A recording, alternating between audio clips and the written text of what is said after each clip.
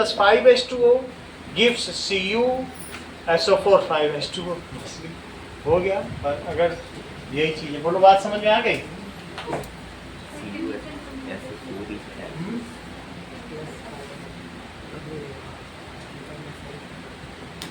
Cells cannot continue to create and transmit. It is thus no wonder that most multicellular organisms use another means of communication called chemical। वो neurotransmitter का एक वो है, cell cannot continue to create and transmit। तो chemical communication वही neurotransmitter ही तो है। तो कैसे सेल एक दूसरे से करती हैं? केमिकल से करती हैं, जैसे हार्मोन से भी करती हैं। हार्मोन भी एक केमिकल कम्युनिकेटर है। हार्मोन ट्रांसफर द मैसेज, ये केमिकल मैसेंजर कहा गया है कि ये तुमने कौन सी हार्मोन पढ़ा है। तो एक हार्मोन हो गया, प्लांट में सब हार्मोन से ही होता है। और इंसानों में न्यूरोट्रांसमीटर जो एक डेंड्राइट और दूसरे ब्लड सेल किडनी के बीच में सिनेप्स में है, वो भी केमिकल कम्युनिकेटर है और हार्मोन भी। तो इनका मतलब यहाँ पर हार्मोन से ही होता है। चलो सर, जब हम जिप्सम को गर्म करते हैं 373 के में, किसको? टेम्परेचर जिप्सम को, हाँ, तो फिर वो पीओपी में कन्वर्ट होता है। वो भी हम आज क्लियर कर देंगे। बस आज भर में तुम्हारा सब क्लियर हो जाएगा, ठीक है? अब जो कुछ भी बचा है वही 2-3 सवाल बचे होंगे जो इसमें क्या होंगे, बाकी तो तुमने कर दिए होंगे। तो वो हम आज कराएंगे। कल तो समय बहुत हो गया था। चैप्टर लंबा है, जल्दीबाजी में चैप्टर खराब नहीं करना है। मंथली टेस्ट तो होते रहेंगे, अब मंथली तो हर महीने हो रहे हैं, तो उसमें मैं सब चैप्टर खराब करते जाऊं तो क्या होगा? अल्टीमेटली बोर्ड हमारा खराब हो जाएगा। थोड़ा जितना हो पाया हुआ। अब 2-3 सवाल तो अपने मन से ही रट के ही करने थे तुम, और तो कोई तरीका नहीं था हमारे पास। एक तरफ से अच्छे से होता जाए। चलो अब हम लोग आ जाते हैं कि केमिकल्स फ्रॉम कॉमन सॉल्ट पे आओ। केमिकल्स फ्रॉम कॉमन सॉल्ट निकाला, महात्मा गांधी का चित्र देख रहे हो? That is chemicals from common salts. बाकी तो अभी मैं आपको बेसिक करा रहा हूँ, फिर से जब इस चैप्टर पे आऊंगा तो बहुत सवाल है करने के लिए। 100 सवाल तो हर एक मैथ्स के चैप्टर पे हैं। वो तो मैं अभी आपको चैप्टर करा रहा हूँ, जिससे कि थोड़ा सा इमरजेंसी में काम कर सको। फिर तो नवंबर के बाद तो यही सब खेल होना है। सारे एक्स्ट्रा क्वेश्चन जितने आए वो सब करा दूँ। तो अभी तुम सिर्फ चैप्टर समझो क्या, जिससे खुद पढ़ो तो समझ में आ जाए। कई बार रिफ्रेशर बच्चे खुद भी पढ़ते हैं प्रभात की तरह ही, तो सब तैयार किए हुए हैं। जिनसे पूछो तो 1 सेकंड नहीं लगता सवाल का जवाब दे देते हैं। तो ऐसे जैसे लोग पढ़ते हैं। अब देखो, तो कुछ साल्ट्स फॉल अंडर 3 कैटेगरी। कौन कौन से साल्ट होते हैं? Neutral salt, that is basic salt, and acidic salt. Basic salts have their pH less than 7 और greater than 7। Basic greater than और neutral salt 7 and that is acidic salt less than. समझ में आ गई बात कि नहीं? रॉक सॉल्ट किसको कहते हैं?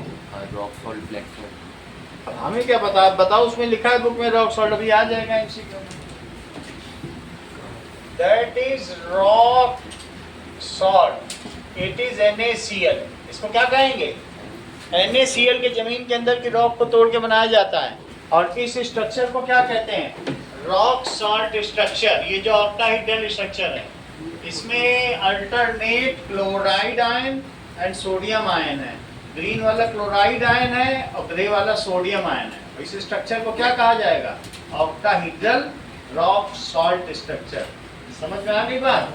क्रिस्टल जो होते हैं 14 तरीके के ब्रेवाइस लैटिस हैं जो नीचे दिए गए हैं, उनमें से एक रॉक सॉल्ट स्ट्रक्चर भी है। अलग अलग का क्रिस्टल का अलग अलग स्ट्रक्चर होगा, जिसमें से एक स्ट्रक्चर ये भी है। नीचे दी पूरी लिस्ट। चलो, हमें ज्यादा लेना देना नहीं है, बस तुम ये समझो रॉक सॉल्ट NaCl को कहते हैं और इसके स्ट्रक्चर को कहते हैं रॉक सॉल्ट स्ट्रक्चर। बाकी वो तुम्हें 11th में पढ़ाया जाए। अब आगे की बात करो।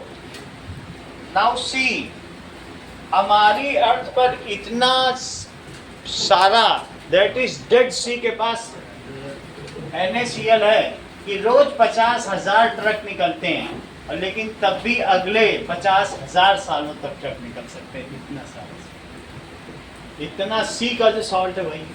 सही है। चलो अगले पेज पे आओ। दैट इज, तुम लोग किसी के टेबल पे 2 बुक है तो एक दे दो मुझे, क्योंकि नई पुरानी का छुटका है, 2 बुक वाला है। चल अब देखो, नाउ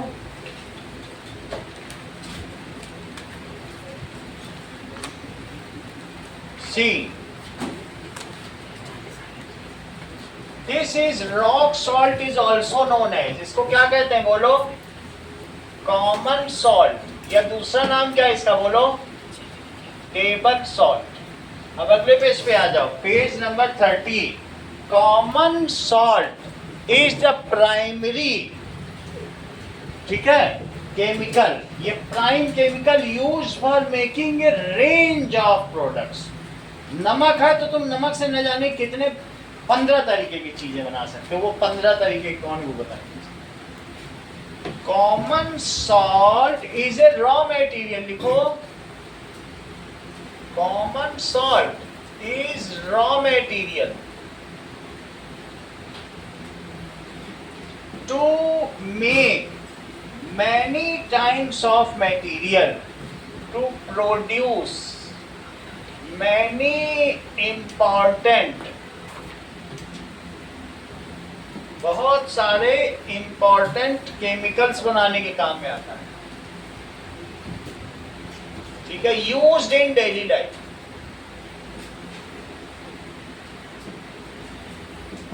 now concentrated, मान लो तुमने concentrated solution of NaCl in water, concentration कैसे बनेगा? 34 ग्राम NaCl इन 100 ग्राम वाटर। इससे ज़्यादा तो इसकी सॉल्युबिलिटी ही नहीं। ज़्यादा से ज़्यादा तुम 100 ग्राम पानी, जितना एक बीकन पानी आता है 100 ग्राम है, इसमें तुम 34 ग्राम डाल सकते हो। 100 ग्राम भी यहीं तक ही है, ये तो 200 ग्राम। तो 100 ग्राम में कितना नमक घोल सकते हो? 34 ग्राम। यही इसकी सॉल्युबिलिटी। बोलो, बात समझ आ गई? और ऐसे सॉल्यूशन को क्या कहते हैं? बहुत अच्छा, this solution is called concentrated solution of NaCl in water is called brine solution. सही है, देखो, is called brine okay. Now अब जरा देखो, हम ब्राइन सॉल्यूशन का क्या करें टू प्रोड्यूस क्लोर-एल्कली प्रोसेस।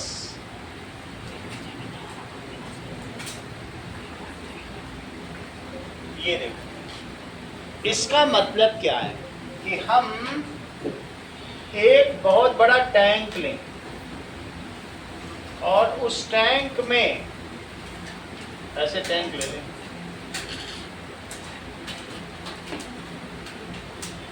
इसके बीच में एक सेमी परमिएबल मेम्ब्रेन लगा।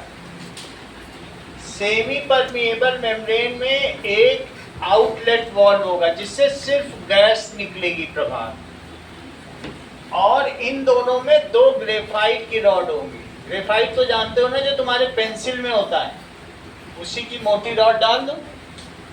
पेंसिल जिससे लिखते हो वही ग्रेफाइट है। एक रॉड यहाँ डालो और एक रॉड यहाँ डालो, और दोनों को किससे कनेक्ट कर दो बताओ? सेल से। तो ये मैंने सेल से कनेक्ट कर दिया। अब हमने जो सॉल्यूशन इसमें लिया है, ये तो SPM है, सेमी परमिएबल मेम्ब्रेन। इसमें तुम एक तरफ से ब्राइन सॉल्यूशन की सप्लाई जारी रखो। जब अपने घर में कारखाना बनाना तो एक तरफ से ब्राइन सॉल्यूशन डालना, और जब ब्राइन सॉल्यूशन जाएगा तो उसमें दूसरी तरफ से क्या निकलेगा, ये हम देखेंगे कि ये क्या निकलेगा। लेकिन तुमने एक तरफ से तो ब्राइन सॉल्यूशन डाल दिया। अब ब्राइन सॉल्यूशन में क्या क्या चीजें चेक करो जरा। दैट इज Na प्लस और Cl माइनस, यही चीज तो है, यही चीज है। और वाटर तो है ही है, वाटर में भी थोड़ा बहुत तो H प्लस OH आयन होते ही है। वाटर में क्या क्या चीजें होती हैं? H प्लस और OH आयन। नाउ सी, तो हमने इसमें ब्राउन सोल्यूशन स्वाति डाला। ब्राउन सोल्यूशन कुछ नहीं होता, NaCl का कंसंट्रेटेड सोल्यूशन है नमक का। तो अब ये देखो, ये माइनस है और ये क्या है? प्लस है। यहां तक ठीक है? तो Cl भी है और साथ में H प्लस भी है और साथ में OH भी है। तो OH जीत जाता, ऑक्सीजन बहुत ज्यादा इलेक्ट्रोनेगेटिव कहता है मैं तो नहीं जाता प्लस को एक्सेप्ट करने, मुझे माइनस चाहिए ही चाहिए। ऑक्सीजन ज्यादा इलेक्ट्रोनेगेटिव है, बात समझ में आई कि नहीं? और क्लोरीन लेसर है, ऑक्सीजन 3.5 इसकी इलेक्ट्रोनेगेटिविटी, इसकी 3 की है। आगे आप देखोगे, मतलब that is tendency to accept electron is called electronegativity. Which has more tendency? Oxygen. Which has less tendency? Chlorine. तो क्लोरीन को जाना पड़ेगा, क्लोरीन को यहाँ जाना पड़ेगा, ये नहीं जाएगा, कहेगा मैं नहीं जाना। इसी तरीके से इन दोनों में कंपटीशन होता है। सोडियम कहता है मैं तो राजा हूँ, मैं तो डोनर हूँ, तुम जाओ तो जाओ। इन दोनों में भी 2 कैटायन है ना, तो अब ये वाला कैटायन इस पे चला जाएगा, ये नहीं जाएगा, क्योंकि सोडियम देने के बाद भी कंफर्टेबल है, उसका तो 2,8 का कंप्लीट हो ही रहा है। हाउएवर हाइड्रोजन तो बिल्कुल एक प्रोटॉन है, वो तो बहुत ज़्यादा उसकी चार्ज डेंसिटी है, उसे जाना पड़ेगा। तो हाइड्रोजन यहाँ गया, जहाँ कैटायन जाएगा डियाना, उस इलेक्ट्रोड को क्या कहोगी? कैथोड। और जहाँ एनायन जाएगा उस इलेक्ट्रोड को क्या कहोगी? What is electrode? That is the metal rod or non-metal rod at which the exchange of ion takes place. That is called electrode. Electrode, that means 2 terminals of battery. एक तरीके की battery हो गई। At which the exchange of ions takes place, या exchange of charges takes place, exchange of electron takes place, is are called electrodes. These are of 2 types, cathodes and anodes. Where cation goes, that is called cathode. Where anion goes, that is called anode. बस इतना ध्यान रखना cathode और anode के बारे में। बाकी 2 तरीके के सेल होते हैं, कि इलेक्ट्रोलिटिक सेल अगले चैप्टर में, और एक गैल्वानिक सेल है। गैल्वानिक सेल वो होता है जो खुद ही सेल है, उसमें बाहर से भी नहीं लगाया जाता। तुमने जिंक और क्लोरीन वो देखा है ना, जिंक और कॉपर का पिछले क्लास में 8th में। जिंक की एक रॉड डाल दी, ये देखो, और एक रॉड किसकी डाल दी? या पहले फर्स्ट चैप्टर में भी मैंने पढ़ाया होगा, ध्यान दीजिएगा। ये जिंक की रॉड है और ये किसकी रॉड है? कॉपर की रॉड है। जिंक ज्यादा रिएक्टिव है कॉपर से, तो जिंक यहीं से छोड़ के उतर देगा, अपने इलेक्ट्रॉन छोड़ देगा, कहेगा मैं तो नहीं रखता इलेक्ट्रॉन, और यहाँ उतर के क्या बना देगा बोलो? Zn2+। Zinc and copper rod dipped in copper sulfate solution is called voltaic cell. Alexandra Volta ने बताया, गैल्वानी ने भी बताया, ठीक है। तो that is M A Galvani ने बताया। तो 2 डिफरेंट मेटल की रॉड अगर किसी इलेक्ट्रोलाइट में पड़ी हो, दे एक्ट एज सेल। वो क्या करने लगती हैं? वो सेल है। तुम यहाँ एलईडी बल्ब लगा दो, सेल मत लगाओ, ये सेल ही तो है। तो तुम यहाँ क्या लगा दो बताओ? You have to connect LED bulb, यहीं पे एलईडी बल्ब लगाओ, तो क्या वो जलने लगेगा? यस, वो बात समझ में आ गई। अब जरा यहाँ बात करो, तुमने इसे किस सोल्यूशन में डाला? Cu2+ और SO4 में डाल दिया। तो Cu2+, जब ये इलेक्ट्रॉन यहाँ से चले, क्योंकि एक तब इलेक्ट्रॉन बढ़ गए हैं, जिंक उतरा तो इलेक्ट्रॉन छोड़ा होगा कि नहीं? तो ये इलेक्ट्रॉन यहाँ इकट्ठे हो गए क्योंकि जिंक ज़्यादा एक्टिव है, ठीक है। तो ये इलेक्ट्रॉन यहाँ से चलते हुए आगे बढ़ते गए और इधर आ गए, इधर आ गए। तो अब जब ये इधर आ गए तो कॉपर यहाँ डिपॉजिट होने लगेगा, ये डिपॉजिट होने लगा। तो बताओ जहां कॉपर 2+ आयन जा रहे हैं आलोक, उसे तुम क्या कहोगे? तुम नजरें ही इधर उधर टहला रहे हो, तुमको टाइम पास करना है। जहां पर कॉपर 2+ आयन प्रभात जा रहे हैं उसको क्या कहोगे? करेक्ट। देखो इसने तुरंत बता दिया कैथोड कहेंगे। इसे कैसे पता? 3 चैप्टर्स लगातार पढ़ रहा है, टॉपर है। जहां कैटायन जाएं उसे क्या कहोगे? कैथोड। इससे सीखो कुछ। तो कैथोड। और सल्फेट आयन कहाँ जाएंगे? सल्फेट आयन इस पर Zn2+ के पास जाएंगे क्योंकि Zn2+ उसे घेरे हुए हैं, इलेक्ट्रॉन बीच में है। तो ये देखिए सल्फेट आयन इसके पास जाएंगे। तो जहां सल्फेट आयन जाएंगे डियाना, उसको क्या कहोगे? क्योंकि ये एनायन है तो इसे क्या कहोगे? एनोड। जितनी बार तुम्हें समझ में आ गई फिर से समझो। ये कौन सा सेल है? That is any chemical combination which itself acts as cell. It is called galvanic cell. When from outside cell is connected, then it is called electrolytic cell. अभी वर्ड यूज होगा फिर रटना नहीं पड़ेगा। जब तुम इलेक्ट्रोड में बाहर से सेल लगाते हो तो उसको कौन सा सेल कहते हैं? Electrolytic cell. और व्हेन टू डिफरेंट रॉड्स, यहाँ तो ग्रेफाइट लगा दी तुमने, कोई डिफरेंट तो लगाई नहीं थी। When two different metal rods are dipped in electrolyte then it acts as cell. और इसका क्या नाम है? 3 नाम बताओ इसके। और सवेर से में पढ़ा हुआ है, नहीं तो प्रभात बता देगा। वोल्टाइक सेल, गैल्वानिक सेल और लेक्लांशे सेल।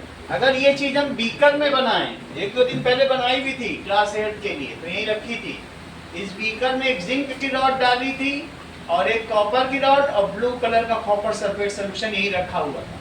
तो उनको बल्ब जला के दिखाया था। तो ये लेक्लांशे सेल है अगर बीकर में बना दिया। पूरी बात समझ में आ गई? तो इसके 3 नाम क्या है? ठीक है, that is the device which convert chemical energy into electrical energy. ये इलेक्ट्रिसिटी बना रही कि नहीं? is called galvanic cell. बोला करो। The device, अब सब चीजें लिखो। The device which converts chemical energy, इसके अंदर प्योरिटी है, प्योर जिंक और प्योर कॉपर डाला है, बहुत महंगा आता है, वो केमिकल एनर्जी है। केमिकल एनर्जी इनटू किसमें बदला बताइए? Electrical energy. जो इसको इलेक्ट्रिसिटी में बदल रहा है विश की नहीं, तभी तो बल्ब जला। यहाँ कहाँ बाहर से लगा? तो केमिकल एनर्जी को किसमें बदल रहा है? Energy is called galvanic cell. Galvanic cell. In this two different metals are dipped in electrolyte. किसमें डिप किए जाते हैं? In electrolyte. पूरी बात समझ में आ गई? If it is zinc and copper, then it is called voltaic cell या Daniell cell. तब इसका क्या नाम है? voltaic cell। यदि अगर तुमने कोई भी ले सकते हो, दुनिया भर में बड़े मेटल है, लेकिन इन दोनों को लिया तो इसको डेनियल सेल बोलते हैं। सही है? तुम्हें ये बात समझ में आ गई? ये मुझे बताओ इन दोनों में निगेटिव इलेक्ट्रोड कौन सा है?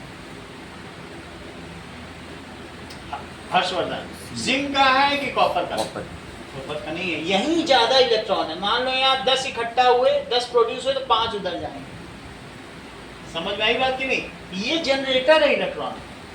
तो इक्विपोटेंशियल करने के लिए जैसे एक बर्तन में पानी ज़्यादा है और दूसरे में कम है, तो इस बर्तन का पानी इस बर्तन में, इसको कहते हैं पोटेंशियल डिफरेंस। इसको क्या कहते हैं?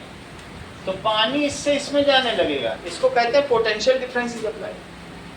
ये हायर पोटेंशियल है, ग्रेविटेशनल पोटेंशियल, ये लोअर। पानी जाएगा, कब तक जाएगा? जब तक बराबर ना जाए। तो बोलो ये निगेटिव है कि ये? किसमें ज्यादा माइनस है? जिंक। तो जिंक वाला इलेक्ट्रोड यहाँ क्या है बताइए? Negative electrode. और इसको क्या कहेंगे? Positive electrode. क्यों ऐसा कह रहे हैं? चेक करो अनुष्का। क्योंकि इलेक्ट्रॉन हमेशा जाता है तो पॉजिटिव की तभी तो जाएगा। भाई इलेक्ट्रॉन चल रहा है, क्या ये निगेटिव होगा तब इलेक्ट्रॉन जाएगा? नहीं ना। इलेक्ट्रॉन कहाँ जाता है? Electron moves from negative electrode to positive electrode. तो क्या आप मुझे बताएंगी कि यहाँ पर जो कैथोड है वो पॉजिटिव इलेक्ट्रोड है कि निगेटिव इलेक्ट्रोड है? यस। फिर यहाँ पे आओ, कैटायन यहाँ पे भी जा रहा है। जहां कैटायन जाए उसको क्या कहते हैं? कैथोड। यहाँ का कैथोड क्या है? निगेटिव इलेक्ट्रोड की पॉजिटिव। और वहां का कैथोड क्या है? पॉजिटिव। तो कभी तुम्हारे स्कूल में ये बताया जाए कि कैथोड इज निगेटिव इलेक्ट्रोड तो कह देना no ma'am, if it is electrolytic cell then. देखो कैटायन जा रहा है तो इसको क्या कहोगे? अभी मैं इलेक्ट्रोलिटिक सेल की भी डेफिनेशन बता दे रहा हूं, बोलो बात समझ में आई? और जहां एनायन जाए, इसको मैं एनायन लिख रहा हूं और इसको क्या लिखता हूं? कैटायन। समझ में आ गई बात? तो दो चीजें लिखो लोअर एल्कली प्रोसेस में। सबसे पहले तुम ये लिखो कि इलेक्ट्रोलिटिक सेल क्या होता है। सेल दो तरीके के होते हैं, ठीक है? असल, कृष्णा अपना काम करो, ठीक है? अ सेल इन विच क्या करें? Electricity is supplied from outside, then it is called electrolytic cell. इसका काम होता है किसी सॉल्ट को तोड़ना, नाम ही पड़ गया, चार्ज दे के तोड़ना, नाम नहीं है? इलेक्ट्रिसिटी दी और लिसिस करा दी, इलेक्ट्रोलिसिस। कभी तुमने वाटर की इलेक्ट्रोलिसिस पढ़ी है? बाहर से सप्लाई देते हैं और H2 गैस निकलती है और O2 गैस। तो जब नाम ही इलेक्ट्रोलिसिस है तो इस प्रकार का सेल जो डिब्बे में हम लोगों के पास रखा हुआ है, बनाया हुआ है, उसमें रखा होगा, तो हमने H2 गैस और O2 गैस निकाल के आपको दिखाई दी। So that is called by electricity when you break down something. Water को ही तोड़ो, इलेक्ट्रोलिसिस कहलाते हैं। और ऐसे सेल को, ऐसे टम्बलर को या ऐसे बर्तन को इलेक्ट्रोलिटिक सेल कहते हैं। इतनी बात समझ में आ गई? क्योंकि मेटल एंड नॉन मेटल में भी इलेक्ट्रोलिटिक सेल का यूज होगा, उसका नहीं होगा, वो पिछली क्लास में हो चुका। अब यहाँ पे तुमको चीजों को तोड़ना है, प्रोड्यूस करना है।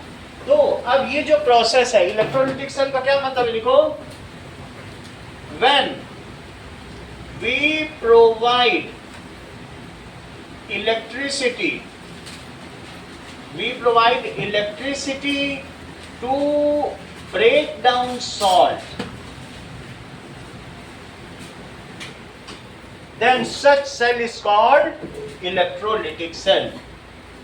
Such cell is called electrolytic cell. ये क्या करता है Anushka? It converts electrical energy into chemical, उल्टा काम कर। And it converts chemical energy, pure rod थी सब गल आ जाएंगे, पूरा सेल ही गल जाता है, कई बार बिल्कुल पिचपिचा हो जाता है। It converts chemical energy into electrical energy, it converts electrical energy into chemical energy. बोलो इतनी बात समझ में आ गई? इस चीज को लिखो, it converts electrical energy to chemical energy। चलो अब आगे की बात करो। What does it mean by cathode and anode? इसे मिटा दे कृष्णा, हो गया तुम्हारा? चलो, let us see what does it mean by cathode and anode and electrode. देखिए, इलेक्ट्रोड क्या होता है? Two rods of metal या नॉन मेटल. नॉन मेटल में सिर्फ अगर तुम लोगे तो ग्रेफाइट होगा और कोई भी नहीं हो सकता, क्योंकि नॉन मेटल में कौन कंडक्टर है? ग्रेफाइट के अलावा कोई है क्या? नहीं ना. तो इस तरीके से टू रॉड्स ऑफ मेटल और नॉन मेटल, ठीक है, at which exchange of ions या charges takes place are called electrode. At which exchange of charges takes place, उसे क्या कहेंगे? are called electrode. इलेक्ट्रोड दो तरीके के होते हैं. इलेक्ट्रोड्स बताओ आ लोग, कौन कौन से दो तरीके के इलेक्ट्रोड हैं? बोलो. कैप में तो बॉय लिखा है, बताओ बिल्कुल बॉयहुड की तरह बता दो. हार्ड क्वेश्चन है लेकिन. हाँ बोलो. हाँ, ये कोई नहीं बताएगा, पूरा साल निकल जाएगा. इससे चाहे जितना सरल पूछ नहीं, बताएगा नहीं. ठीक है. सो दैट इज इलेक्ट्रोड. लोग सुन के बता देते हैं. अब देखने में तो देख देख के लिखता है आगे वाले, लेकिन सुनने पे बता देते हैं. तो ये चीज हो गई. It is called electrode. Electrodes are of two types. कौन कौन से? Electrodes are of two types, cathode and anode. ठीक है. The electrode at which cation goes, cation तो जानते हो पॉजिटिव आयन जहां भी जाए, बस उसी को कैथोड कह देना, बाकी मैं डिफरेंशिएट करा दे रहा हूं. The electrode at which cation goes is called cathode. In electrolytic cell, check करो Swati, in electrolytic cell cathode is negative electrode. चाहे अपनी बुक में कर लो, लिखा है कि नहीं? कैथोड कौन सा लिखा है? चेक कर लो. It is cathode is negative बना हुआ है कि नहीं? माइनस है. In electrolytic cell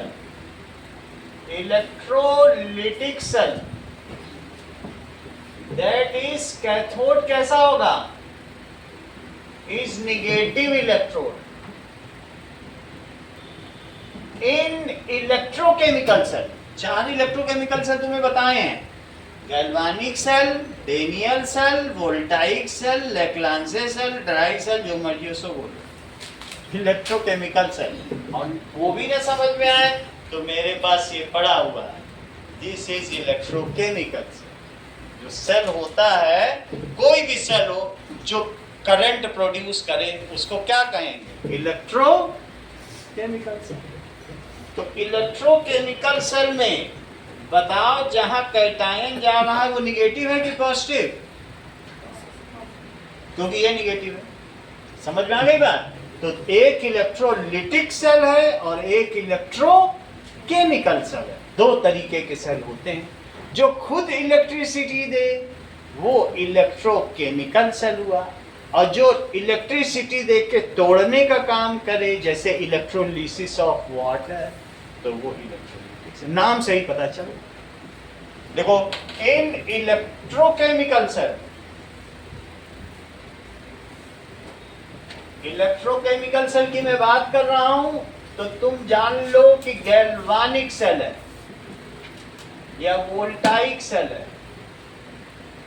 या डेनियल सेल, सब एक ही तरीके के हैं. दैट इज नाउ ये चीज हो गई. डेनियल सेल है या लेक्लांसे सेल, इतना ही रखो. ये कुछ भी है. कैथोड क्या होगा? Is positive electrode. अब हम देखें व्हाट इज एनोड। एनोड भी देख लो, तुमने दोनों का अंतर समझ लिया। ये केमिकल इलेक्ट्रिकल को केमिकल में बदलता है और ये केमिकल को इलेक्ट्रिकल में बदल देता है। चलो what is now anode. What is anode? Kanishka, anode क्या होता है जरा डिफाइन तो करो। हाँ बोलो। किस में बताओ? तो ये है नहीं, ये तो पॉजिटिव है क्योंकि ये कॉपर वाला पॉजिटिव पे जा रहा है। अच्छा, द इलेक्ट्रोड, ऐसे पूछ लिया करो, electrode at which anion goes. बोलो Rajveer, electrode at which anion goes is called anode। यहां तक की बात समझ आ गई? इसे एनोड कहेंगे। इन इलेक्ट्रोलिटिक सेल, ये देखो एनायन जा रहा है, तो एनोड कैसा होगा? आशीष, हाँ लिखो इस चीज को। इन इलेक्ट्रोलिटिक सेल, तुम्हारा तो रिस्पांस बहुत अच्छा है, काफी अच्छा है। Anode is positive electrode, while, sentence पूरा करो आशीष, वाइल, नहीं अब इसी सेंटेंस को उसी के काउंटर पार्ट में कंप्लीट करो Priyanshu. While in electrochemical cell anode is negative। तुमने तो दिल जीत लिया, तुम्हारा नाम दिल जीते होना चाहिए। Now while in electrochemical cell anode is negative. देख लो ये एनायन गया और नेगेटिव है कि नहीं? बोलो बात समझ में आ गई? इलेक्ट्रोड, अब तुम्हें इलेक्ट्रोड का पता चल गया, यानी बेसिक चीज पता चल गई है कि सेल दो तरीके के होते हैं, एक इलेक्ट्रोलिटिक है और दूसरा कौन सा है? Electrochemical. ये किसको किस में कन्वर्ट करता है? Electric energy to chemical energy. इसी से प्योरीफाई भी करेंगे। जरा पेज निकालो 52 में भी इलेक्ट्रोलिटिक सेल है, पढ़ो 52 पेज निकालो। अब 52 पेज में देखो क्या वहां भी लिखा है, इलेक्ट्रोलिटिक रिफाइनिंग। तो ये सिर्फ तोड़ने के ही काम में नहीं आता है, चीजों को प्योर करने के भी काम में आता है। तो हमने प्योर कर लिया, तो प्योर जब तुम करोगे, इसी से तो करोगे सेल लगा के, तो इम्प्योर कौन कर देगा? ये यहाँ पे चीज प्योर करो और वहां इम्प्योर। बोलो बात समझ आएगी नहीं? It is for electrical energy to chemical energy में बदल रहा है और to purify matter for electrolytic refining. किसके काम में आता है? For purifying metal. जो लोग मेटल एंड नॉन मेटल पढ़ रहे हैं उनको मालूम होगा यहाँ पे इसकी जरूरत पड़ती है। मतलब ये तुमने देखा वहां पे भी तो ये लगा हुआ है, प्योर कॉपर बना देता है। नहीं, अब वापस आ जाओ, ये क्या करेगा इलेक्ट्रोकेमिकल से? इम्प्योर। और ये किसको किस में बदल रहा है? सर अभी इसने बताया, बताओ। Chemical into electric. हाँ सही, केमिकल। बस दो बेसिक चीज समझ लो जिससे बेसिक गलती ना हो तुम्हारे टाइम में। देखो, converts chemical energy to electrical energy. और जब इसकी केमिकल एनर्जी खत्म हो जाएगी तो ये डेड हो जाएगा। इट प्रोवाइड्स इलेक्ट्रिसिटी, इसका काम ही इलेक्ट्रिसिटी प्रोवाइड करना। समझ आ गएगा? अब हम ये सब पहले की बातें इनको छोड़ दें, अब हम अपने असली मुद्दे पर आए, क्लोर एल्कली प्रोसेस। समझ में आ गएगा? चलो ना देखिए, बहुत आसान प्रोसेस है क्लोर एल्कली प्रोसेस।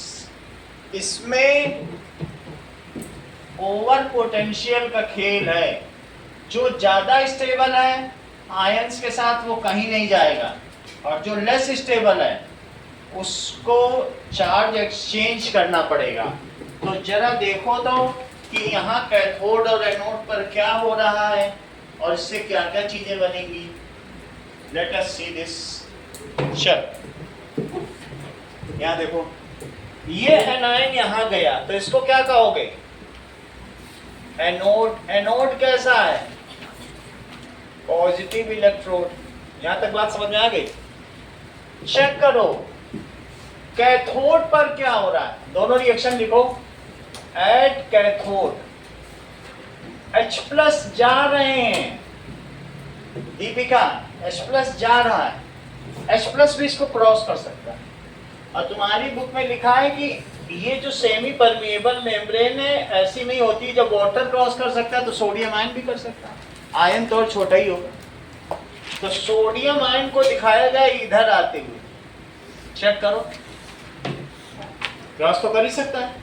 वाटर का पूरा मॉलिक्यूल ही क्रॉस कर जा रहा है, वो पूरा क्रॉस कर रहा था, ये क्यों नहीं कर पाए? कर लेता है, आयंस भी कर लेंगे, ठीक है। और जब आ जाएगा सोडियम आयन भी इधर आ जाएगा। और कौन आ जाएगा बताओ इधर? OH आयन भी आ जाएगा। जब पूरा वाटर कर लेगा तो OH आयन क्यों नहीं कर पाएगा? वो तो और छोटा ही होता है। ये सब आ जाएगा। सुनो, एट कैथोड पर क्या हो रहा है? H प्लस जा रहा है और H प्लस यहाँ जा करके इलेक्ट्रॉन लेगा। अगर 2H ने 2 इलेक्ट्रॉन ले लिए तो क्या होगा बताओ? मान लीजिए 2H है और 2H को 2 इलेक्ट्रॉन मिल गए तो कहेंगे भाई हम लोगों ने दोनों ने एक एक इलेक्ट्रॉन ले लिया, तो क्यों ना अब हम लोग कोवेलेंट बॉन्डिंग कर लें, एक दूसरे से बॉन्ड बना ले और H2 ना बना ले, ये H2 बन गया। पहले एक एक इलेक्ट्रॉन लिया, पहले प्रोटॉन थे, दोनों ने एक एक इलेक्ट्रॉन यहां से ले लिया। लेने के बाद तो H और प्लस H, पहले ये था फिर उसने इलेक्ट्रॉन ले लिया फिर H2 बना दिया। तो कौन सी गैस निकलेगी यहां से? दैट इज H2 बन गया कि नहीं बन गया? 2H प्लस के साथ। तो यहां से निकलने वाली गैस तुम्हारे में क्या दिखाई गई है? ये 4 नंबर का बहाने से क्वेश्चन पूछा जाता है। ये बहुत इंपॉर्टेंट पार्ट है। H2 गैस तक आशना तुम्हें समझ में आ गया कि H ने इलेक्ट्रॉन लिया, ऐसे 2 सेट ने मिलकर हाइड्रोजन गैस बना दी। अब अगली बात देखो, Cl माइनस हार जाएगा, OH जीता है, OH कहीं जाएगा, हम नहीं जाते तुम जाओ। 4 लोग हैं, 2 कैटायन है 2 एनायन। OH कहेगा मेरी इलेक्ट्रोनेगेटिविटी बहुत है, मैं नहीं जाता तुम जाओ। तो एट एनोड क्या होगा? Cl को जाना पड़ेगा और 2 Cl जाएंगे, वो क्या करेंगे? Cl2 बनाएंगे और अपने दोनों इलेक्ट्रॉनों को त्याग कर देंगे, छोड़ देंगे। भाई Cl माइनस है और तुम उनके इलेक्ट्रॉन छीन लो। Cl माइनस का भी ऑक्टेट पूरा है। Cl माइनस ने किसी से इलेक्ट्रॉन लिया होगा ना, कैसे माइनस बना? हाइड्रोजन से छीन के बना होगा। तो इसका ऑक्टेट पूरा है, लेकिन कह दो इसको अगर भेज दो पॉजिटिव टर्मिनल पर तो इसका ये जो इलेक्ट्रॉन है ना, पुलिस वाले खींच लें, कहेंगे वापस करो। वापस करना पड़ेगा कि नहीं? तो फिर अब जब Cl है, इसका ये इलेक्ट्रॉन निकल गया तब तो ये बचा ना, और दूसरे Cl का क्या बचा? उसका भी ले लो, तो ये बचा। अब ये दोनों जो सिंगल सिंगल बचे हैं, क्या वो इसका ना ले ले और ये इसका ना ले ले? अब मजबूरी में ये लोग आपस में कौन सी बॉन्डिंग करेंगे? Covalent bonding. पहले आयन थे, पहले इलेक्ट्रोवेलेंट बॉन्ड थे, Na से लिए फिरते थे ब्राइन सॉल्यूशन। Na दान दाता था। अब इनका संकट का समय आ गया। बोलो बात समझ में आई? देखो 2 से 2 निकल गए इलेक्ट्रॉन, जो इससे 2 इलेक्ट्रॉन यहाँ निकले हैं वही तो यहाँ जाएंगे। Cell neither generate charges nor terminate charges. आवेशों को न सृजित किया जा सकता है और न नष्ट किया जाता है। This is law of conservation of charge. Only it transfers from one place to. जैसे कोई यहाँ से उठाए वहां रखे, तो यहाँ से उठाए वहां, सिर्फ ट्रांसफर कर। सही है? चलो, तुम्हें 2 रिएक्शन समझ में आ गई? अच्छा मुझे ये बताओ, अब इलेक्ट्रोलिटिक बेड में क्या क्या बचा है? H भी चला गया, Cl भी चला गया, क्या क्या बचा? NaOH. तो लिखो इन इलेक्ट्रोलिटिक बेड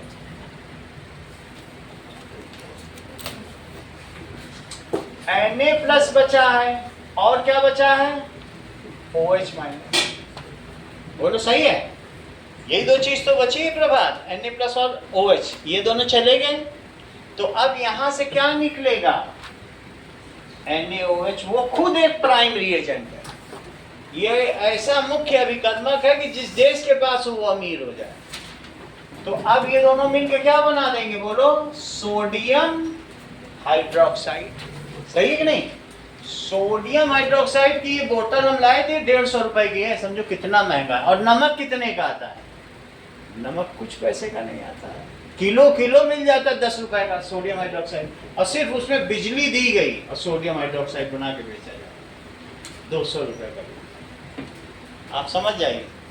अब जरा इन सारी रिएक्शन को समराइज करें। मेरा कहने का मतलब है हाइड्रोजन तो बना, लेकिन क्या इस प्रोसेस में क्लोरीन भी बना?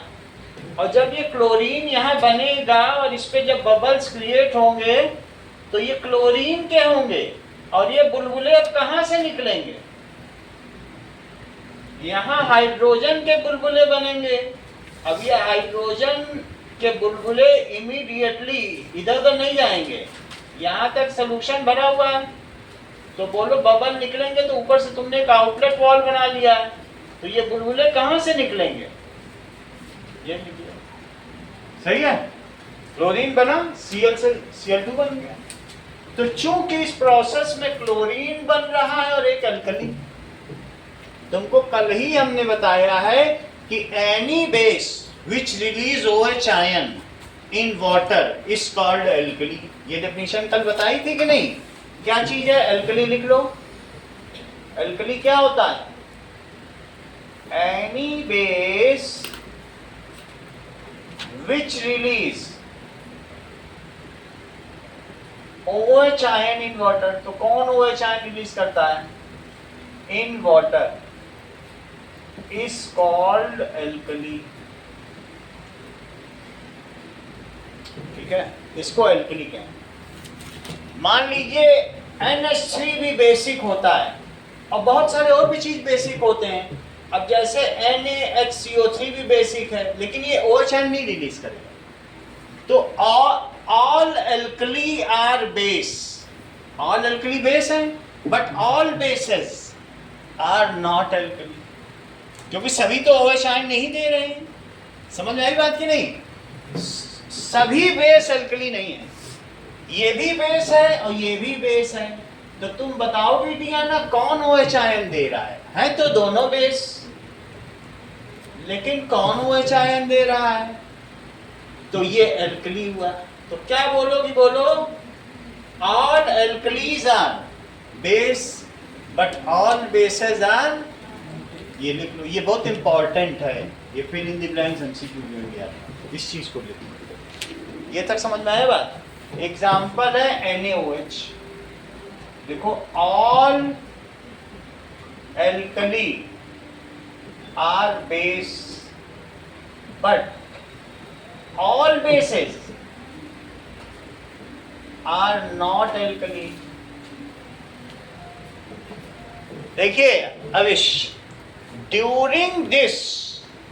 during electrolytic refining of brine solution we get chlorine gas and one important alkali, so this process is called chlor-alkali process। Hydrogen तो ऐसे ही हमको मिल जाएगा, पानी को भी करोगे तो भी मिल जाएगा, पानी में ही ऐसे ही कर दो, इलेक्ट्रिसिटी डालो हाइड्रोजन निकाल लेगा। लेकिन इस प्रोसेस में हमको दो महत्वपूर्ण चीज मिली, इसकी तो कोई बात ही नहीं कर रहा।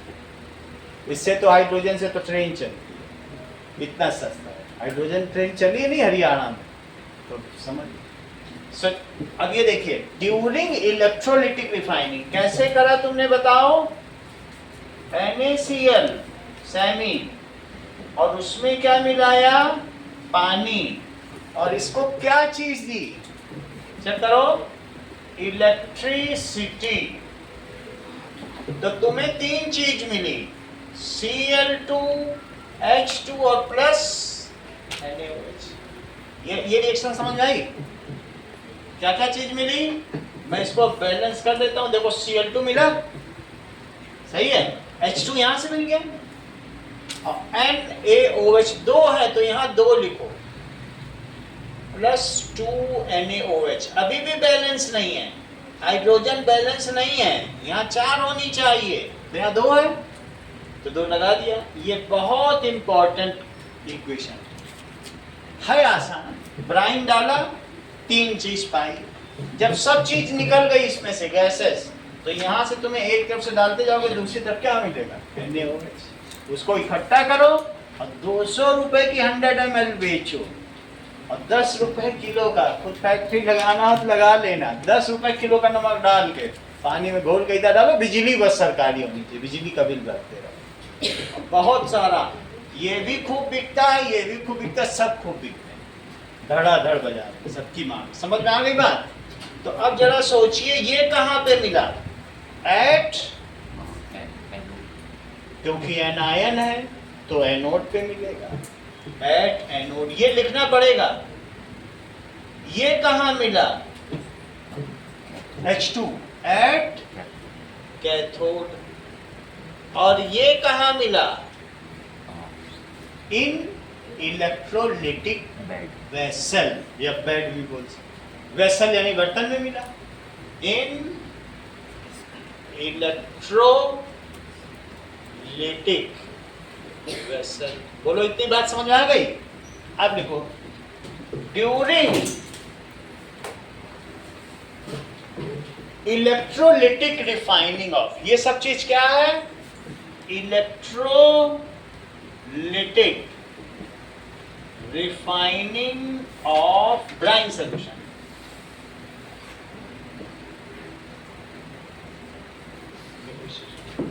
During electrolytic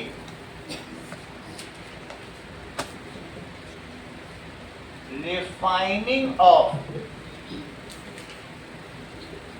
brine solution. कल की तुम लोगों की छुट्टी रहेगी, कल कोई क्लास नहीं, बहुत सारी कॉपी हो गई, मुझे चेक कर, ठीक है। Electrolytic refining of brine solution, we get chlorine gas and hydrogen. क्यों बोल रही हो? जब बताया वो इतनी सस्ती होती है। तुम्हें क्लोर एल्कली प्रोसेस को जस्टिफाई करना है, तुम जबरदस्ती हाइड्रोजन ला रहे। सब्जेक्ट से आउट ऑफ वे जाओगी तो फिर नंबर कैसे मिलेगा? During electrolytic refining of brine solution, we get chlorine gas and NaOH alkali, so this is called chlor-alkali process। सही है? we get Cl2 chlorine gas and NaOH alkali, so this process is called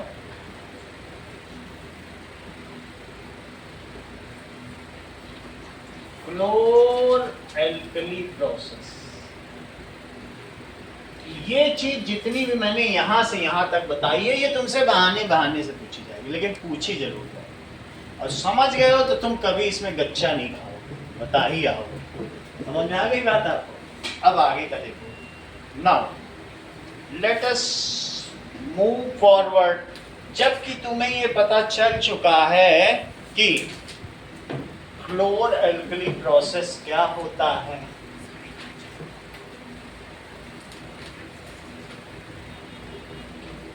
now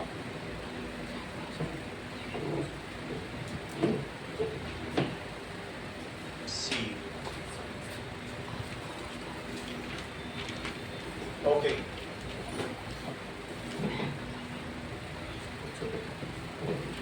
देखो तो हमने सबसे पहले क्या क्या दिया बताओ। अब ये पुरानी बुक में एक डायग्राम बना हुआ है, इस डायग्राम के हिसाब से हम लोग चलें, ये बहुत इंपॉर्टेंट है। तो दैट इज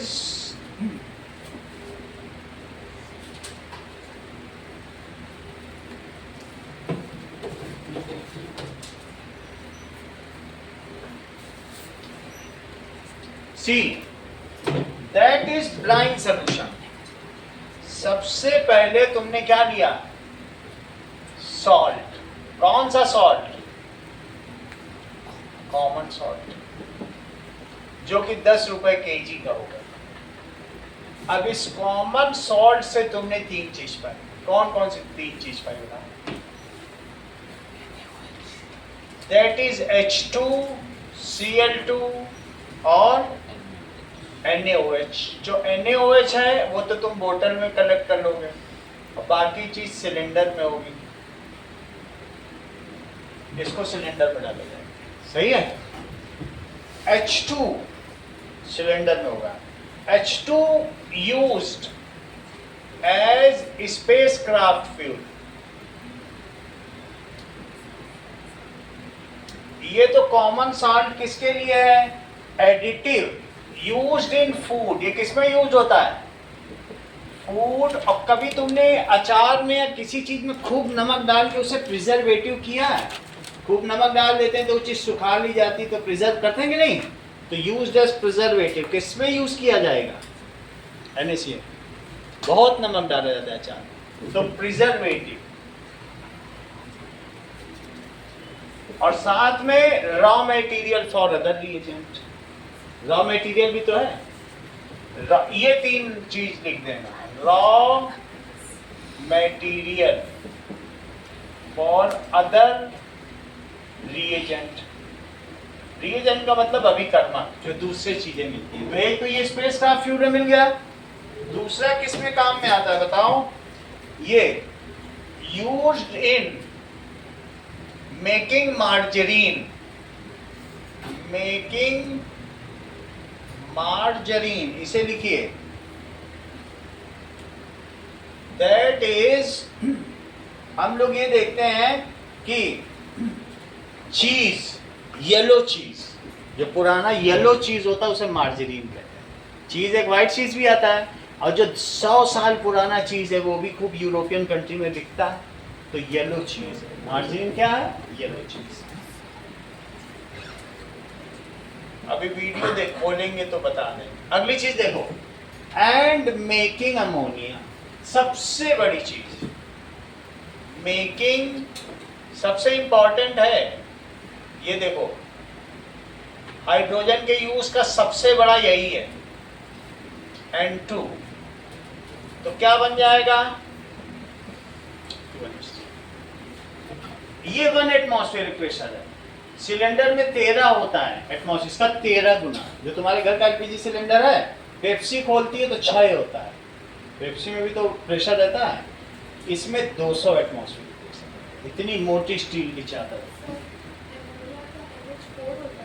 हाँ, तो अमोनियम थोड़ी बना रहे हैं, अमोनिया गैस लिखा तो है ऊपर अमोनिया। 200 ATM। फिर से समझो, यहाँ तक समझ आ गई? एन पे कितने होते हैं आउटसाइड में? बताओ। 7 है, तो 7 का कितना मतलब हुआ? तो 5 दिखाएं कि नहीं? एक हाइड्रोजन इधर से आ गया, एक और आ गया, बोला मुझसे शेयर कर लो, हम भी विक मांगे, तुम भी विक मांगे, दोनों नॉन मेटल। कहा हाँ हाँ क्यों नहीं, हम लोग शेयरिंग करें, कोई मैटर तो है नहीं, आपस में काम चलाना है। तो एन ने कहा जब तुमने हमसे लिया तो क्या हम भी तुमसे लेंगे? तुमने हमसे एक लिया, हम भी तुमसे एक लेंगे। तो इस तरीके से जो एन था उसने एक H से बॉन्ड बनाया और एक H से, और ये H से, और यही NH3 जो हम लोग का वॉशरूम है उससे स्मेल, फाउल स्मेल निकली। तो जो यूरिनल से निकलने वाली गैस है वो अमोनिया गैस है। आयन कोई हवा में थोड़ी उड़ रहा है, या किसी आयन का नाम बता दो जो हवा में उड़ रहा है। आयन तो पानी में होते हैं। क्या अमोनिया गैस ये जो उड़ रही बाथरूम में, ये गैस आयन है? हवा में आयन तुमने उड़ते देखा? हमें भी जानकारी दे दी। हमने तो मॉलिक्यूल उड़ते देखे हैं, CO2, SO2, SO3 और अमोनिया। वो बात समझ में आ गई? तो ये किसमें बनाने में काम में आता है? That is 657 degree Celsius. इसको मिस्टर हेबर ने प्रोड्यूस किया था। अब पूरी दुनिया की तकदीर बदल गई, नोबेल तो मिला ही। अब जब अमोनिया बन गया फिर अमोनियम फॉस्फेट, अमोनियम सल्फेट, न जाने कितने तरीके के फर्टिलाइजर बनने लगे और भर भर के हमारे यहाँ स्टेट ऑफ हॉर्मुज से आते हैं, दुबई से, संयुक्त अरब अमीरात से, जॉर्डन से, कहाँ से, और रशिया से भी आते हैं। अमोनिया किस में काम आएगा? हम क्यों बना रहे हैं ammonia? Is used for making fertilizer, क्योंकि नाइट्रोजन सबको चाहिए। प्लांट में दालों के लिए भी तो नाइट्रोजन चाहिए, तो हम अमोनिया किसके लिए यूज करते बताइए? Ammonia is used for making fertilizers. कौन कौन से फर्टिलाइजर्स? देखिए NH4 whole twice SO4 ammonium sulphate. जिनके यहाँ बागवानी होती सबके घर में अमोनियम सल्फेट रखा हो, घर में जाके देख लेना, मम्मी से पैकेट लेके देख लेना। अमोनियम फॉस्फेट यही मुख्य है, PO4। तो तुम्हें समझ में आ गया? अमोनिया से यूरिया भी बनता है, NH2CO NH2। यूरिया तो मुख्य होता है। तो ये तुम्हें समझ में आ गई ना? कौन कौन से अभी पूछेंगे कि H2 का क्या यूज है, खूब पूछा जाता है, इसलिए याद होना चाहिए। एक मार्जरीन के लिए, स्पेस क्राफ्ट फ्यूल के लिए, अब तो हाइड्रोजन ट्रेन भी बन गई, और तीसरा फॉर मेकिंग अमोनिया। चलो, क्लोरीन किसके लिए यूज होता है? For water treatment. कभी स्विमिंग पूल में तुम लोग नहाए हो? कितना कड़वा पानी होता है, उसमें क्लोरीन की कड़वाहट है, आँख के अंदर चला जाए तो बिल्कुल लगता है जैसे जलन हो रही है, बहुत क्लोरीन, क्योंकि उसमें बहुत गंदगी भी होती है। तो डिसइंफेक्ट करने के लिए और क्लोरीन डालते ही चले जाते हैं, तो अगर आँख में चला जाए तो जलन ही जलन हो। तो वाटर, और वैसे भी हम लोग अपने सम्प में जो अंडरग्राउंड वाटर स्टोरेज है, क्लोरीन थोड़ा थोड़ा डालते ही हैं यार 2 महीने में, जिसके घर में हैं, जो बाहर रहते हैं, सबको पता है। तो वाटर ट्रीटमेंट है, और इस चीज को क्लोरीनेशन कहते हैं। क्या कहते हैं? क्लोरीनेशन। तुम कितने अच्छे से पानी छान लो, लेकिन बैक्टीरिया रह जाते हैं, उनको मारने के लिए क्लोरीन या क्लोरीन वाटर डाला जाता है। सही है? अगला देखो, इसके अलावा स्विमिंग पूल अलग से लिखा है, इसका मतलब ये अलग से आपको भी लिखना है। स्विमिंग पूल में इसका इस्तेमाल किया जाएगा। अब पीवीसी का मतलब क्या है? Polyvinyl chloride, plastic. फिर से समझो, पीवीसी, ये सब जो पाइपलाइन पड़ी होती है ना जगह जगह, सब पीवीसी की, ये सब पीवीसी का, पेन पीवीसी का, ये चेयर पीवीसी, सब प्लास्टिक का जितना भी सामान है वो तुम बस ये समझ लो CH, Cl और डबल CH2। आगे अभी कार्बन एंड कंपाउंड में पढ़ाएंगे। यही पॉलीविनाइल क्लोराइड, इसकी लंबी चेन। ये विनाइल क्लोराइड है, CH2 और Cl लग गया, लंबी चेन बन गई। हमें समझना नहीं है, बट पीवीसी नाम सुना है तुमने? पीवीसी प्लास्टिक, कहते हैं पीवीसी के पाइप लाना। तो पीवीसी पाइप नाम अगर पापा से सुना हो, पापा लोगों के लिए कॉमन नाम, तो पीवीसी का मतलब प्लास्टिक ही होता है। बोलो, बात समझ में आ गई? तो क्लोरीन का क्या काम है? प्लास्टिक बनाने के लिए अगले चैप्टर में बताएं, कार्बन एंड कंपाउंड में, अभी जरूरी नहीं। आगे देखो, दैट इज, इसके अलावा डिसइंफेक्टेंट।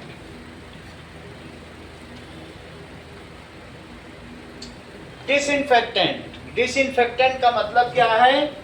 जब प्रथम विश्व युद्ध आया था तो मरे हुए लोगों के बगल में लोग लड़ाई कर रहे थे, 6-6 दिन से लोग मरे थे, बदबू आ रही थी, वहां मलेरिया फैल, तो क्लोरीन का छिड़काव, जिसको कहते हैं गैमेक्सीन।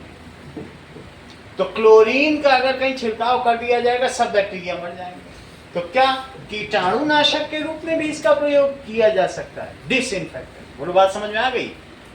इसी तरह एंटीबैक्टीरियल पानी में डिसइंफेक्टेंट, कई चीज तुमको डिसइंफेक्ट करने। अगली चीज देखो, इसके अलावा पेस्टिसाइड। अगर तुम्हें खेतों में भी छिड़काव करना हो, साइड का मतलब किलर और पेस्ट का मतलब चूहे, कॉकरोच, जो भी तुम्हारे हिट की मार और कीड़ों पे वार। तो पेस्टिसाइड हुआ कि नहीं, पेस्ट को मार दे, जो कीड़े मकोड़े घूमते, रोडेंट्स, सबको मार देगा। और इसके अलावा क्या तुमने क्लोरोफ्लोरोकार्बन का नाम सुना है? जो इन रेफ्रिजरेटर्स में या कूलिंग एजेंट के तौर पर पड़ता है। फिर से समझो, दैट इज सी मीथेन, जानते हो CH4, तो 2 जगह F लगा दो और 2 जगह Cl, इसको कहते हैं CFC, फ्लोरोकार्बन। ठीक है, ये ओजोन लेयर को इसने बहुत डिप्लीट किया है। लिखा तो है यूज, लेकिन ये प्रतिबंधित हो गया है। एनवायरनमेंट का जो हुआ था ना पूरा समिट 81 में, उसमें बोल दिया गया नहीं यूज करना है, तो फिर तब से हाइड्रोफ्लोरोकार्बन यूज हो रहा है।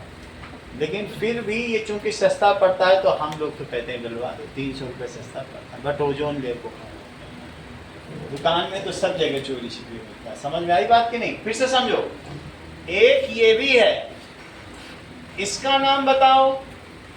अभी वो चैप्टर तुम्हारे में आएगा तब फिर हम लोग समझेंगे। इसको कहो HFC, hydrofluorocarbon. It is better, it is non pollutant to ozone layer.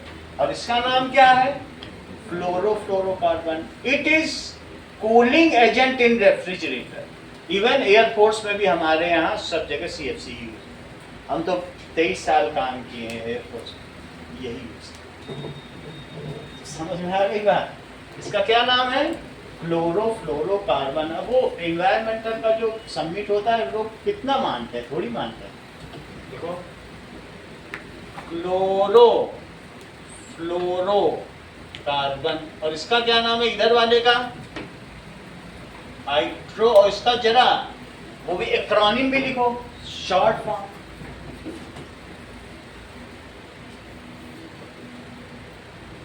That is HFC, ये ठीक है।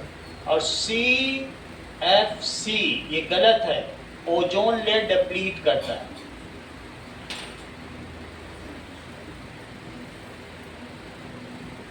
पूरी बात समझ में आ गई? तो फिर भी मैं लिखा देता हूं CFC, कूलेंट। कूलेंट समझ में आ गया ना तुमको? ठीक है। अब अगला देखो, दैट इज NaOH। NaOH किसके काम में आएगा? अगर तुम्हारे किसी चीज में, इंजन में या कहीं पे ग्रीस लगी है तो तुमने बेस डाली है, साबुन है, इससे तगड़ा साबुन कोई नहीं है। हाथ में अगर पड़ जाए तो हड्डी गला दे। तुम लोग माइल्ड बेस यूज करते हो, जो डिशवाशर है ना, ये तो सबसे स्ट्रॉन्ग बेस है। और बेस सोपी इन नेचर होते हैं। कैसे होते हैं? तो अगर किसी चीज में इंजन को बिल्कुल साफ करना है, एचिंग करनी है, ऊपर की चीज बिल्कुल उसकी खाली हटा देनी है, तो ये डिग्रीसिंग एजेंट। क्या लिखोगे? डिग्रीसिंग एजेंट। तो फिर सब कुछ हट जाएगा, जितने भी तरीके का उसमें मिट्टी है, गंदगी है, ग्रीस है, डर्ट, डस्ट, सब हट जाएगा। ठीक है। अब देखो, सोप्स एंड डिटर्जेंट, अभी हम देखेंगे इसी में इतनी डिब्बी NaOH लो। अभी तुमको प्रोसेस दिखाएंगे सब, जो मुस्लिम कंट्री वहां बन रहा है। वो एक कढ़ाई तेल में इतना डाल दो, तेल है मूंगफली का तेल, सरसों का तेल, इतना डाल दिया और 1 किलो नमक डाल दो, बस एक केक बन के तैयार है। काट काट के लाइट का यूज करो। सोप बनाने का अगले से करो। क्या क्या चीज डालोगी बताओ? तेल ले लो, घर में कुछ भी तेल होगा, वेजिटेबल ऑयल, मूंगफली का तेल ले लो, 1 लीटर ले लिया, 1 किलो नमक डाल दो, इतना ही डाल NaOH। और देखोगे नीचे से फालतू का पानी आनी, और ऊपर केक बन गया। मजे से काटो चाकू से, रोज ना। सही है। तो for making soap and detergent, ये किस में काम आता है? पूरा प्रोसेस अगले चैप्टर में। सोप एंड डिटर्जेंट उसका लास्ट टॉपिक है। देखो, फॉर मेकिंग, किसके लिए? Soaps and detergents. यहां तक समझ में आ गया? अगली चीज, पेपर मेकिंग। तुमको मालूम है जो पल्प होता है, वीडियो दिखाएंगे आपको, पल्प पे गला लो, लकड़ी को चूरा चूरा कर लो। कभी सॉडस्ट देखा है? लकड़ी का बुरादा चूरा चूरा कर लिया, खूब उबालो, अब इतना डिब्बी डाल दो, बिल्कुल वाइट, स्नो वाइट। समझ में आ गई बात, सारा उसका कलर ही उड़ जाएगा। ये डीकलराइजिंग एजेंट है, विरंजक है। एक होता है रंगरेज, रंगरेज हमारी चूनर रंग दे, गाने सुने होंगे, और दूसरा विरंजक, decolourising agent. So it is used for paper making. जहाँ NaOH यूज होता है वहाँ बहुत महंगे महंगे मैगजीन के पेपर बनते हैं। तो पल्प को अगर तुमने NaOH डाल दिया एक डिब्बी, पूरा उसका पल्प का कलर जानते हो ना, ब्राउन होता है, स्लेरन काइमा वाइट कर दे। फिर बनाओ बढ़िया, कलर करो उसको। तुम्हें कोई कलर चाहिए तो ऐसे ही मैगजीन छापो, सही है। पेपर मेकिंग, इन सब के बारे में अभी हम लोग देखेंगे, लेकिन यहाँ लिख रहे हैं, आगे लिखिए। और इसके अलावा आर्टिफिशियल फाइबर, तुमने देखा है नाइलॉन के मोजे, डेक्रॉन के मोजे, या टेरिलीन, टेरिकॉट, ये वर्ड सुने होंगे ना, टेरिकॉट का कपड़ा या नाइलॉन के मोजे पर पानी नहीं रोकता, ऐसे ही करो, रिंस कर दो, बिल्कुल सूख जाता है, सही है। ये सब आर्टिफिशियल फाइबर है, ये इंसानों के द्वारा बनाए गए, ये नेचुरल नहीं है। इनको ज़्यादा देर पहनोगे तो ये क्या होगा, पैरों में क्या होगा, स्वेटिंग आ जाएगी, थोड़ा खराब हो जाता है, ज़्यादा नहीं पहने जा सकते। तो ये आर्टिफिशियल फाइबर में हम क्या समझते हैं, दैट इज टेरिकॉट, टेरिलीन, ठीक है, नाइलॉन, डेक्रॉन, ये सब। अब चलो आगे की बात करो। मेरा कहने का मतलब है कि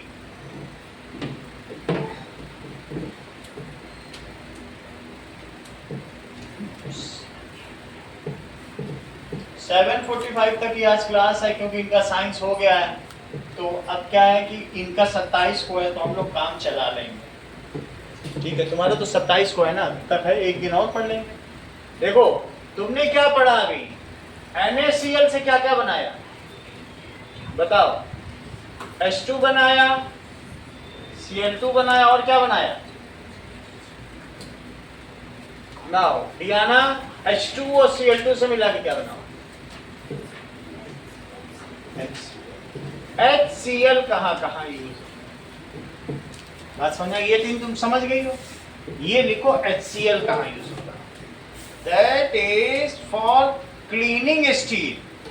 कभी कभी मेटल पर ऐसी भी चीजें होती हैं जो एसिड डाल के हटाई जाती है, तो एसिड से भी क्लीनिंग होती है, बेस से भी ट्रीट किया जाता है, और फिर उस बेस को न्यूट्रलाइज करने के लिए उस पर एसिड डाला जाता है। ऐसा ना हो कि बेस रह जाए, क्योंकि फिर वो कोरोसिव हो जाएगा ना। तो इसलिए फॉर क्लीनिंग स्टील, अच्छा ये बहुत आसानी से होने वाली रिएक्शन है, सिर्फ H2 और Cl2 का संपर्क करा दो, 2HCl बन जाएगा, हाइड्रोजन क्लोराइड। हाइड्रोजन क्लोराइड ये व्हाइट फ्यूम्स होती हैं, पानी में डाल दो तो सॉल्युबल है, तब फिर हाइड्रोक्लोरिक एसिड बनेगा। अभी ये हाइड्रोक्लोरिक एसिड थोड़ी ना, अभी ये मॉलिक्यूलर है, दोनों गैस मिलाई ना तुमने, तो ये व्हाइट फ्यूम्स हैं। देखो white fumes of hydrogen chloride gas, ये कहां कहां यूज होता है, सभी मेडिसिन में, cleaning steel, drugs and medicine, ये जितने भी होते हैं, बहुत सारी दवाएं नशीली भी होती हैं, तो लिखो इट इज फॉर मेडिसिन में। और जितने भी तरीके के तुम्हारे ब्यूटी प्रोडक्ट्स हैं, कॉस्मेटिक्स, सब में फॉर कॉस्मेटिक्स। और अगला देखो, साथ में मेकिंग अमोनियम क्लोराइड। अभी अमोनियम क्लोराइड का भी हम लोग महत्व समझेंगे। चेक करो, HCl बन गया, वहां से तुमने क्या बनाया था, NH3। ये मुझे बताओ कि अगर NH3 में HCl डाल दिया जाए तो क्या होगा, ये बेस है, ये एसिड है, लेकिन ये एक ऐसा बेस है जो एल्कली नहीं है, तो क्या ये OH देगा? हमने बताया था कुछ ऐसे बेस होते हैं जो एल्कली नहीं होते हैं, तो ये बेस है बट नॉट एल्कली। बोलो बात समझ में आई? लिखो बेस बट नॉट एल्कली। तो ये मिलकर सॉल्ट बनाएंगे, और उस सॉल्ट का नाम बताओ, NH4Cl। NH4HCl एक सॉल्ट है, और कैसा सॉल्ट है? Acidic, weak base, strong base. तो ये कैसा सॉल्ट हुआ? एसिडिक हुआ कि नहीं? तो एसिडिक सॉल्ट ये नौसादर है, जिसको छींकने से मतलब स्नीजिंग इफेक्ट देता है, नाक में मोती हो तो बाहर निकल रहा है, और ये सप्लीमेंट होता है। इसके बहुत सारे काम है, लेकिन वो भी नहीं जानते। बट तुम ये जान लो ये अमोनियम क्लोराइड बना रहा है, इतना बात समझ में आ गई? आगे की बात है, दैट इज नाउ इन दोनों को मिला दो जरा, इन दोनों को मिला दो तो क्या होगा? That is NaOCl। फिर से समझो, तीसरी चीज देखिए, अगर NaOH में क्लोरीन गैस पास कर दी जाए, ये देखो, इसमें एक ऐसे स्ट्रिप लगाओ, अभी तुमको बताया था कि नहीं NaOH उधर बॉटल में, और उसमें कौन सी गैस पास करो? Chlorine gas. तो धीरे धीरे क्या रिएक्शन होगी यहाँ देखो, क्योंकि अभी तुम ब्लीचिंग पाउडर सीखने वाले हो। तो NaOH और प्लस Cl2, तो इसमें NaOCl बन जाएगा, ये देखो, और साथ में क्या बन जाएगा? NaOCl। ठीक है, अब जरा देखिए, ये बनेगा, अब प्लस H2O। इसका मतलब समझो, ये बहुत इंपॉर्टेंट चीज है। मेरा कहने का मतलब है कि इसको कहेंगे सोडियम ऑक्सीक्लोराइड। सोडियम ऑक्सीक्लोराइड क्या है? अगर गलती से भी ये किसी तुम्हारे कपड़े में पड़ गया तो ये उसका रंग उड़ा देगा। इट इज ब्लीचिंग एजेंट, लेकिन रेलवे की सभी चादरें इसी से धोई जाती है। रेलवे में महक आती है जब तुम चादर सूंघते हो, तो वो इसी ब्लीचिंग पाउडर की। फिर से समझिए, देखो, ये देखो, तुम NaOH 2 लो और साथ में उसमें क्या ले लो? Cl2 ले लो और एक वाटर हटा दो, तो अल्टीमेटली क्या बनेगा? NaOCl और डॉट NaCl प्लस H2O। बात समझ में आ गई कि नहीं? इस तरीके का बनेगा, एक में वो लगेगा, दो NaOCl नहीं बनेंगे। ऐसे बना NaCl, ये चीज ओके। तो उसमें नमक भी रहेगा, प्लस लगा दो। ये हमारे ज्यादा मतलब का नहीं है, ब्लीचिंग पाउडर ज्यादा मतलब का जो तुम्हारे में आया था ब्लीचिंग पाउडर नहीं आया। इसी प्रोसेस से ये मुझे बताओ कि तुमने चूने को भिगोया, अब इसका पानी उड़ गया है, अब इसमें नहीं है। पहले तो मैंने कैल्शियम ऑक्साइड को वाटर बनाया था, ये CaOH होल ट्वाइस है, लेकिन पानी उड़ने के बाद अब ये मिल्क ऑफ लाइम ही बचा है। क्या बचा हुआ है? CaOH होल ट्वाइस है। पानी तो खत्म हो गया, उड़ गया धीरे धीरे। तो अब मिल्क ऑफ लाइम लो और उसका पाउडर ले लो, बिल्कुल क्रश कर लो। अब उसमें कौन सी गैस पास करो? Cl2। कौन सी गैस पास कर दो? Cl2 गैस पास करोगे, वाटर निकल जाएगा। बुक में रिएक्शन देखो, तो CaOCl और CaCl और प्लस क्या बन जाएगा?